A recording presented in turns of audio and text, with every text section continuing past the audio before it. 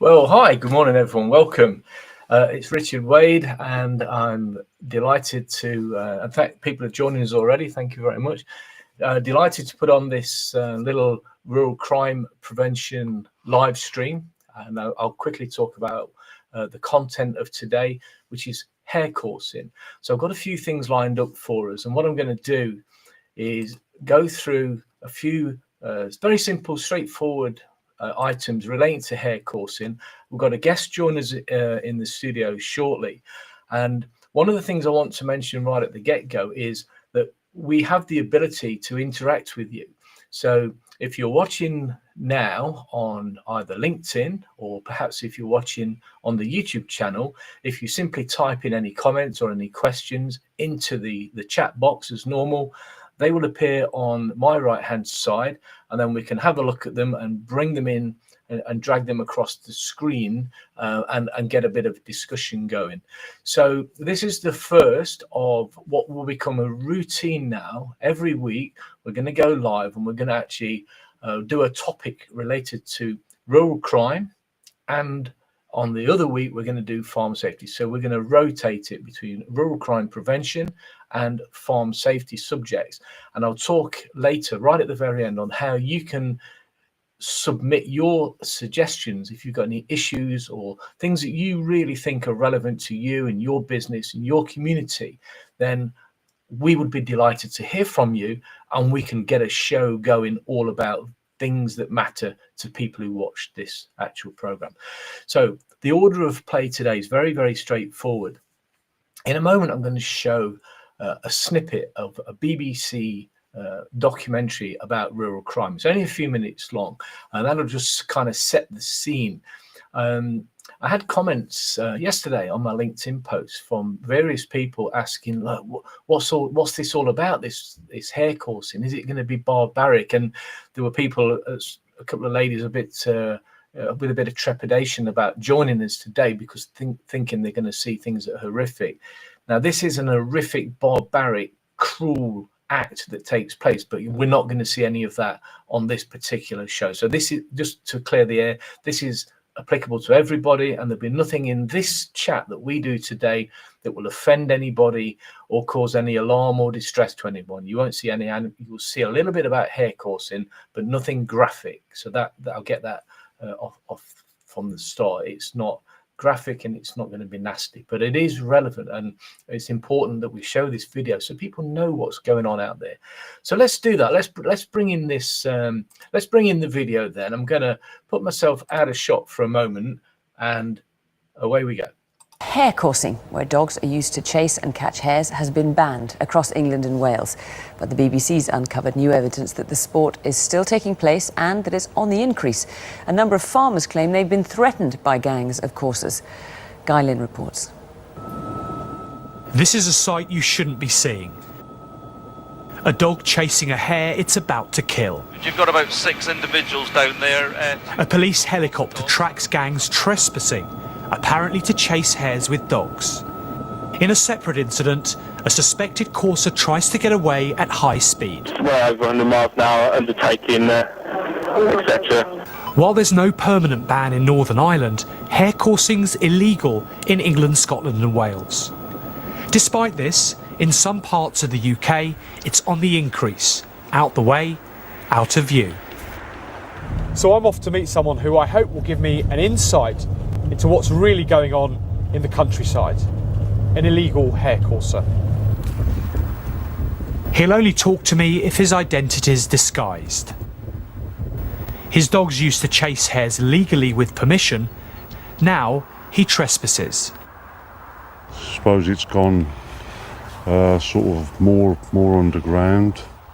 Over the last year or so, last couple of years, more people have come back into it, and it seems to be sort of on the increase again. But isn't the reality the fact that you're being cruel to the hare? It's not cruel, it's pest control. And that doesn't bother you, that's against the law? No, it doesn't bother me in the slightest. This Lincolnshire farmer isn't bothered by illegal coursers. He's at his wit's end.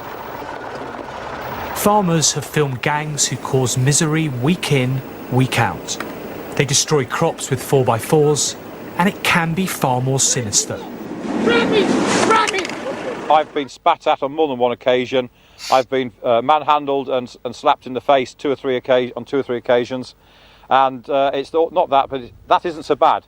That's only temporary, but it's the verbal abuse which leaves you wondering whether it's safe to go out at night, whether I actually dare leave the farm for more than an hour. Threats such as we're going to burn your house down. Coursers say they often hide behind loopholes in the law to avoid being caught. Some policemen say enforcement can be a problem. The Hunting Act hasn't stopped hare coursing.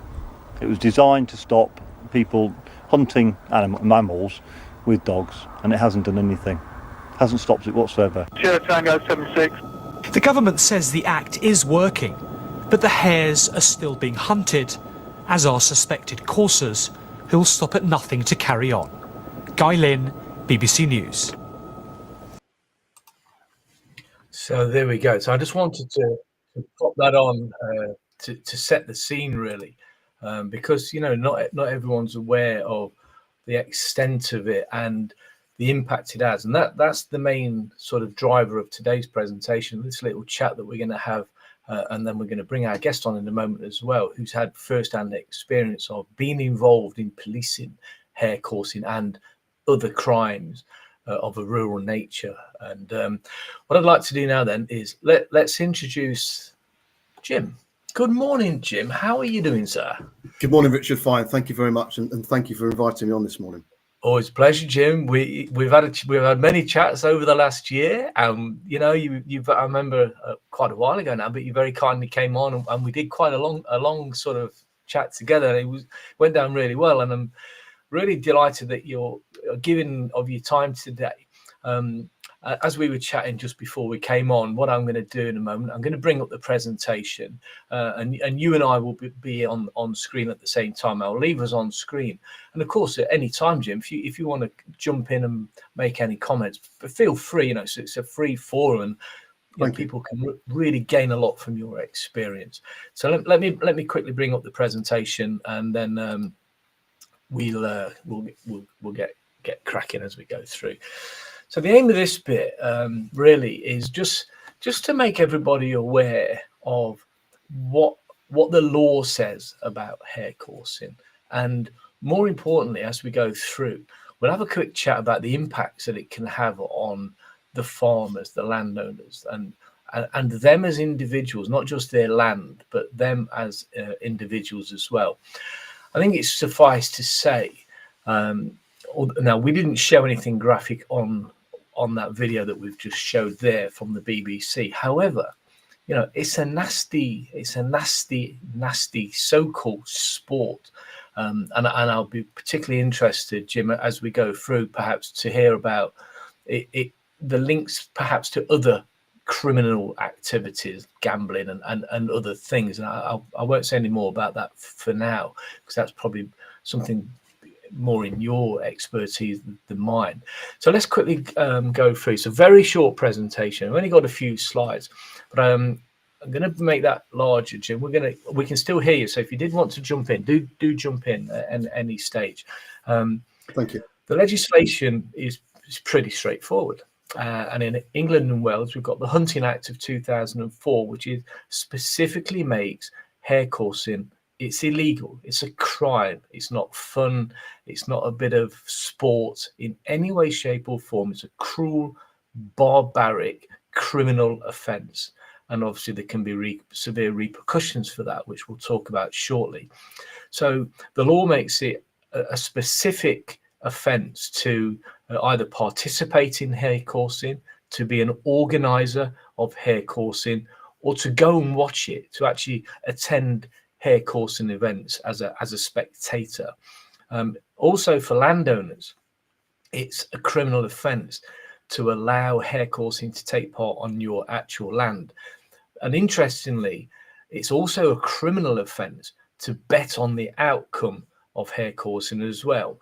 Let's bring Jim back in. Anything to comment on that, Jim? Any bits of interest from your perspective? Yeah, there's several sort of archaic pieces of legislation as well, which can be considered if the police wish to charge offences, and they date back to sort of 1831 with Section 30 of the Game Act, and the Night Poaching Act from, I think it's 1828. So there's legislation there. However, the legislation that we have here, 2004 Hunting Act, and I don't wish to dwell too much into that. However, it's very vague, very open to interpretation, and like the BBC document shown, the loopholes are there, and people exploit these.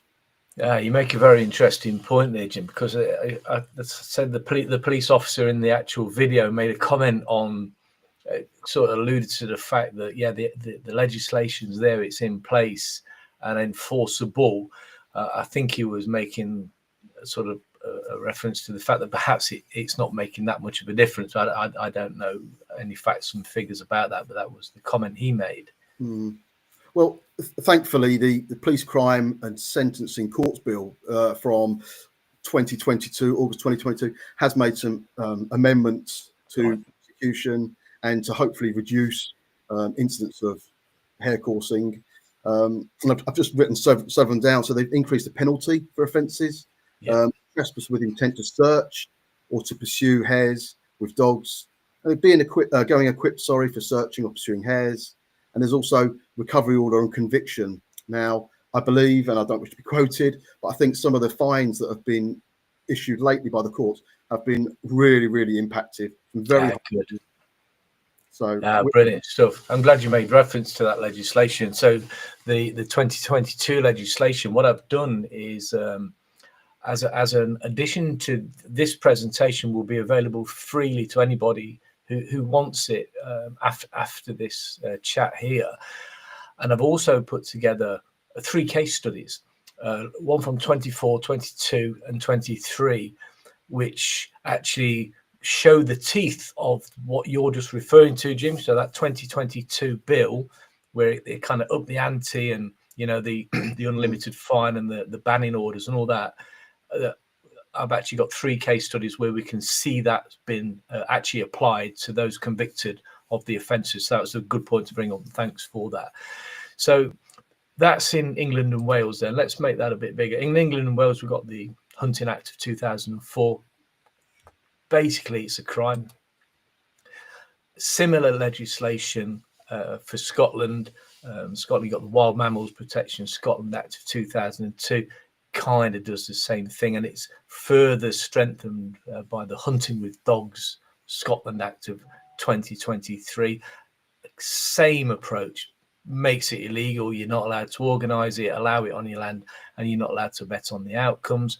And then across in Northern Ireland, we've got the Wildlife and the Natural Environment Act of 2011, which basically says the same kind of thing. So that's kind of the legislation behind it, and that's important that legislation's in place. In fact, let's bring you and I back in there, Jim, because it's exactly what you've just been talking about there. So this tougher penalty, cracking down on hare coursing, the 22 police crime sentencing bill there, allowing for increased fines, prison sentences, and then banning orders. And the download that will be available shows that in action, where certain individuals were banned from a county for a certain amount of time, the persistent offenders in hare coursing. So they used the full force of the law to really crack down on those. It's not a bit of fun. It has impact. It impacts people's lives, and really can be quite frightening and intimidating, and in some cases life-changing for people, those who actually physically get attacked. So there's the trespassing aspect of impact upon rural communities. So this is how people are affected directly by others coming onto their land to commit a criminal offence like hare coursing.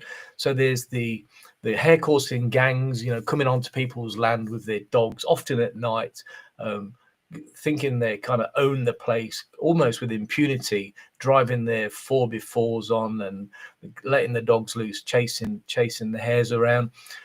There's also the threats from the actual criminal gangs themselves. They know they're committing offences, and if they're approached, if they are tackled by the farmers or the landowners or others in the community, it's often the response is often threats and violence and physical violence. There's many cases of people being attacked. We saw the guy in the video there, he's been spat at and abused and threatened. That's a real risk to people who encounter it while it's taking place on their land.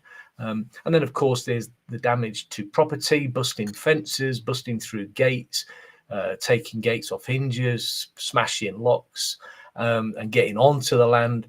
And then you've got these vehicles, they're often large vehicles, often 4x4s to allow them to get in and to get out, causing significant damage to the farmer or the landowner's livelihood, i.e. their crops, and that can result in significant financial loss. So it's a real issue, and for those on the receiving end of it, it's frightening, it's damaging, and it can really affect them mentally if they're being threatened and abused. It's a real nightmare. So what can we do about it then? Last few slides, really. Last thing, so protecting our countryside and reporting hare coursing is the key thing here. And I'm sure Jim will be able to comment on these shortly as well. If we are witnessing hare coursing, it's inaction, then it's a crime being committed right now. So the idea is to quickly call 999, report that crime in progress, and hopefully we'll get a response. We know, within these rural communities, there are limitations on police and resources, and they do the best they can with the resources they've got. So there's not always an immediate response, but it is still important to get it reported, get it on the radar so that something can be done about it. If you witness the damage, the after effects of hare coursing having taken place previously, then obviously it's no longer an emergency. It's now past. Dial 101, get it on the police radar. But the key thing is reporting it. If you have witnessed anything, who did you see? What vehicles were they in? What numbers are there? Any sort of things and information and distinguishing facts and identifiers that the police could use to add to their intelligence. But I think the key thing here, and Jim, please jump in at this point, it's getting it on the police radar is really important. Do you want to expand on that a little bit for us, Jim? Well, yeah, without a shadow of a doubt, just sort of recapping those really. If it's a crime in progress, if you're witnessing hare coursing, it's a crime in progress, and 999 would be certainly my first port of call. Don't put yourself in any danger, because we know from, and you can look on social media and news agencies, people have been verbally and physically assaulted, not just a little bit either. There's some horrific cases of some violence shown towards people that are reporting it. So certainly don't put yourself in a place of danger. Any photographic evidence from a long distance would really help, but it's about getting that information to the police as quick as possible. And I'd sort of advocate, because of the areas that the farming community use and the geographical locations, what 3 words is key. Because if you report that someone's hare coursing at your farm, the police may just turn up at your farm. However, the fields could be 2 miles away. And that delay to access from main roads could be quite crucial, actually. Actually, that's a really good point, Jim. I'm so glad you mentioned that. Yeah, you think of the expanse of these properties. If you say it's Johnny's farm, they might go to Johnny's farm in the farmyard, and there's not much hare coursing going on in the farmyard, is there? No. I'd also suggest that if it's post-event and you've come across something, then photographs that can sort of have a timestamp on or something like that. And you need to, if you are victim of criminal damage to your crops and your ground, then certainly I would certainly push to speak to the police about an impact statement from yourself, and quite possibly from any associations or farming associations that you belong to get a value for the crop. Because again, if it's over a certain amount and we're looking at other offences as opposed to hunting act offences, then we've got criminal damage. So just an impact statement, as much information as you can to get to the police, then you're going to really help produce a successful prosecution. Yeah, good points, Jim. Thanks for those. Let's move on. So what can we do about it? Is there any preventative measures that can be taken? And I think this, if anything, this is one of the key points. So far we've mentioned it's an issue. It's quite a frightening issue. It can impact people's land. It can impact their property and their personal safety. Jim mentioned there from his experience during his time as working as a rural crime police officer, these are often organized criminal gangs, and they're not averse to using threats, intimidation, and violence, particularly if they've been sort of disturbed or caught during the perpetration of a crime. So, it's something that they're not averse to do, and it's quite common that they're going to respond aggressively. They want to get away. They've been caught and seen, and they want out of there. So if you're in their way, you potentially can be a victim yourself, either physical or verbal threats. So what can we do about prevention being better than cure then? So secure fencing, barriers to entry, good gates, good locks, secure perimeters as best we can. Bear in mind, they want to get onto your land often to get their vehicles in, let the dogs loose, and then run riot around your property. So a physical barrier. I'll come back to Jim in a moment if I can, just so we can get his view on these. Now, enhanced surveillance. I mentioned considering CCTV here. Now, naturally, CCTV out in fields, that not much use. You're not going to have that doesn't exist. The reason we put CCTV here is if there are threats, I'm going to come back, I'm going to come and get you, you report this, you're in trouble, then having CCTV in and around the farm, the stead and the buildings, then that is important. But let's remember the limitations of CCTV. Unless it's being monitored 24/7, it's not going to elicit a response. It can be used for evidential purposes, obviously after the fact. So it has a use, but let's not become reliant on cameras and CCTV as a sole deterrent. So prevention of entry, a little bit of CCTV should things escalate further. And then collaboration, working with neighbours, your local authorities, your local rural crime teams from the police. It's a case of everyone working together, sharing information, sharing knowledge of events and crimes that have been committed, and this will allow for the allocation of suitable resources from the enforcing authorities. And if you see anything suspicious, get it reported. It might be vehicles that you aren't normally in the area, things that just trigger, oh, that looks a bit out of place. Well, let's get it reported. Jim, anything you want to chuck in there at all, please? Yeah, thank you. As I say, the barriers and the physical hindrances to these offenders, things like digging ditches. However, it's time consuming. It costs people money, but digging ditches, vulnerable sort of access points. I know that there's a system called Poacher Blocker out there now, large concrete posts that can easily allow a tractor to pass. However, a 4x4 would have difficulty to get past those. So it might be worth exploring those. Again, CCTV, fabulous. It just gives you that peace of mind, certainly when people are out during the day and maybe their families are left behind in the property. And collaboration, again, that's how we are bigger in numbers, we are better. So therefore collaboration is so important. Maybe consider setting up a local WhatsApp group. I know that certain police forces aren't particularly keen on the use of WhatsApp on police phones. However, there's nothing wrong with approaching your local police force and saying, look, we've set up this group. Can we have one single point of contact, maybe by WhatsApp? That's key, getting the word out there quickly and fast if people are encroaching on land. And again, suspicious activity, we've sort of gone over that, but so important. Yeah, it is. And it's, as you say, sharing that information, getting it out there, this has happened or this is happening, and just getting that community up to speed and aware of what's going on in the area. And I think this kind of brings it all to a conclusion, really. It's that working together.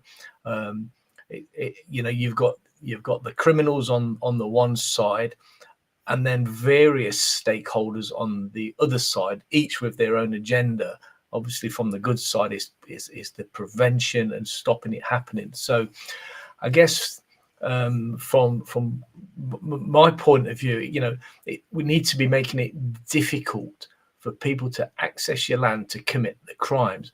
If they can't get in, for example, like Jim's been talking there, if there's ditches and fences, or you know, those blockers that have been referred to, it will often be the difference between you becoming a victim or not, because the criminals want an easy in, commit their crimes, and an easy out without getting caught, without being seen and put on cameras and photographs. So the more often simple deterrents that you can put in place, I do accept. You know, Jim mentioned there's a cost to this, and there's a cost in time and manpower and resources, but often that cost is not huge, and it could actually prevent a much higher cost, and certainly reduce the threat and the risk of that attack or the damage to the land. And then at the end of the day, it stops the hares getting savaged and chased around the field. So this community working together. Yeah, okay. Let me just close that down, Jim. Let's bring me and you in front and center. And what I'd like to do is I'm going to hand it over to you, Jim. Now let's see if we've got any comments in the chat. No, there are people watching. I can't see if they're watching on LinkedIn or YouTube, but we've got people watching here. And again, I've opened up the chat thing now, so if there were any comments or questions, then feel free. So, Jim, so glad you joined us. What I wanted to do was kind of hand the floor over to you now, and to talk briefly about your good self. We see you on LinkedIn a lot. You engage a lot in the rural crime scenario, which is great to see. So what about, you know, we know you're a former police officer. What are you up to these days then? Well, thank you, Richard. Yeah, I left the police at the beginning of September, and fortunately joined Naturewatch Foundation as the Wildlife Crime Campaign Manager. Yeah. It's a fabulous role. It felt like a natural progression from the job I enjoyed as a police officer into, you know, sort of enforcement of wildlife crime and raising awareness and campaigning for legislative change. Naturewatch Foundation, UK-based charity, been around since 1991. We have several campaigns, and I'd urge people to maybe go to our website to see what we do. Predominantly, it's about advancing animal welfare. And my role as a wildlife crime campaign manager is to think and help and try and sort of change legislation and enforce change really on those that are in a position, and campaign to have wildlife legislation changed. We also train police officers, so there's an offer to any police forces out there for some training. And in the past, we have won awards for a force control room training package, which is really important, because when members of the public ring up the police and certain police staff may not be aware of what a wildlife crime is, this gives them the helping hand to make sure the crimes are recorded properly, ask the pertinent questions, and therefore give police officers a better understanding of when they come on duty about what's going on and where a wildlife crime is or has been reported.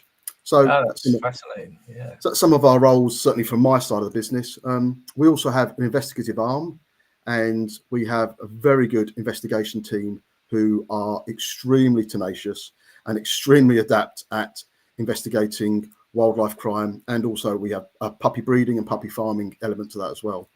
Cool. We supply police forces across the country with information submissions, and having used some of these information submissions myself as a police officer, extremely good. And without a shadow of a doubt, they give police forces at least a very good chance at obtaining a warrant to get through a door to investigate further offences.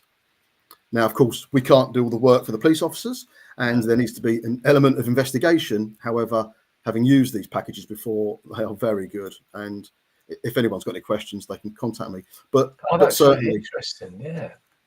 But certainly what I'll do, Jim, I'll make sure that so the links to the website and if it's okay with you, your LinkedIn profile as well, I'll make sure that's in the show notes where the downloads are going to be. Because that's from hearing you correctly, it's very, you're working really closely and providing information with not just training, but sort of evidence to the police as well, which can kickstart really the start of hopefully successful prosecutions down the line. Yeah, we as an NGO, we sit on several priority delivery working groups covering wildlife crime, and I like to think that with my experience and with the Naturewatch experience in the campaigning and the charity side of it, hopefully I can bridge that gap now within sort of the policing community, and people know me, so there's hopefully an element of trust there. But yeah, we're really keen, and as you know, I am an advocate of clamping down on these people who persecute wildlife. And now we can make a change through legislation, hopefully, and politics and campaigning. Hopefully my job will assist police forces in the future, just to bring successful prosecution for wildlife crime. Well, from looking from the outside in, you're the ideal fit, aren't you? You've been the police officer. Well, sure you are. You've been the police officer in the wild, in the rural crime arena. So what a perfect link and fit to join those two together. You talked about wildlife crime a moment ago.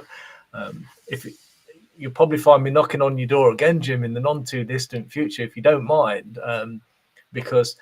No. One of the things I'm currently putting together, I was going to mention it. I'm blatantly promoted, but I'm not going to. Everyone knows I've got an online rural crime prevention training course, and there's going to be 2 updates in the non too distant. One of them is wildlife crime, and then the other one is going to be heritage crime. So perhaps you and I can have a chat about that closer to that. Yeah, I'm more than happy to. Oh, and I'll be very much appreciative. Right, okay then. So I think that probably brings us nicely, Jim, to an end. We've just gone over half an hour, so that's probably about the right amount of time. For those people watching, thank you so much. It's still there, still people watching. Probably just fell asleep and we've left the computer on. I don't know, but I'm sure not. And I think, Jim, probably still there because you're here, so you've added a great dimension. No, thank you. Your experience has been really, really valuable to this, and I really do appreciate it. So cheers for that, mate. I'm going to put you at a shot here, Jim. I'm going to make sure that all of your contact details and links to the website, links to your LinkedIn profile will be in the actual thing. So Jim, thank you, sir. I really appreciate it. And he's still there. He's still in the green room, but he's out of camera shot. So in closing then, what I wanted to do was just mention a couple of other minor points, really. I mentioned a little while ago that we're gonna do this on a fairly regular basis, and it's going to be a mixture. It's going to be a mixture of rural crime prevention and farm safety, because that's what I do. That's the main sort of activities that I'm involved with on a day-to-day basis. So the idea behind these chats is to give relevant information, put it out there. It's not rocket science. It's often the rural crime prevention and the health and safety sort of risk reduction very often are common sense measures that don't require a massive amount of resource or time or input. They just require somebody to do something.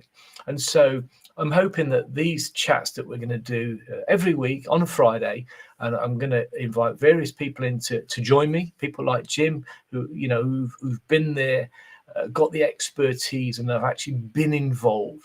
So the plan is to bring in people, have a general informal chat like you've just seen today, with the aim of giving out information, keeping it relevant, keeping it in people's now, if you like, with the aim of kind of encouraging people to take a bit of action. And if nothing else from the chats, to have a think about their own situation. So from today, for example, we've talked about hare coursing. We've talked about the problem and the impacts that it can have on people. Well, hopefully after today, somebody might go and take a look at their hedges, their fences, their gates, to make sure they're doing all that they can, these simple measures that can prevent the problem from escalating and the criminals coming in, causing damage and all the rest of it that impacts people's lives and livelihoods at the end of the day. It's a costly, the whole of rural crime and the whole of health and safety, when it goes wrong or when we become a victim, it becomes a very costly, very stressful time. So that's the idea behind this. So what I've done, on both of those websites that you can see tickering, actually it's going that way, isn't it? If you can see tickering along the bottom there, I've added a form. So on farmsafetytraining.co.uk and ruralcrimetraining.co.uk, very straightforward websites with bits of information and links to training courses. At the end of each of those simple websites, I've added a form. And you can, if you wish, fill the form in and tell us what you want us to talk about. So if there's something on your agenda, there's something bothering you, whether it's a rural crime issue, whether it's a health and safety in agriculture, farming, landed estates, let us know. And we will put together a little presentation. We'll do a little search for someone who can join us and give a bit of gravitas. I mean, I am a health and safety consultant, so I can bring my own sort of expertise of over 27 years to the table, and we'll bring in other guests as well. And the idea is give you information, give it away for free, and hopefully we make our life, our community, and our business operations safer and by default more efficient. But more importantly, and I think the main driver from my perspective is we keep our people safe, whether that's through crime prevention, people not being intimidated, stressed and violated or victimized, or from the health and safety perspective, we stop people getting injured at work or made sick or suffer mental health issues because of work-related issues. So there we go. That's me. That's Richard Wade. I'm so grateful if you've watched through, as some people have, right to the very end. And hopefully we're going to share this around and more people can watch it. It will remain on YouTube forever. So thank you so much. I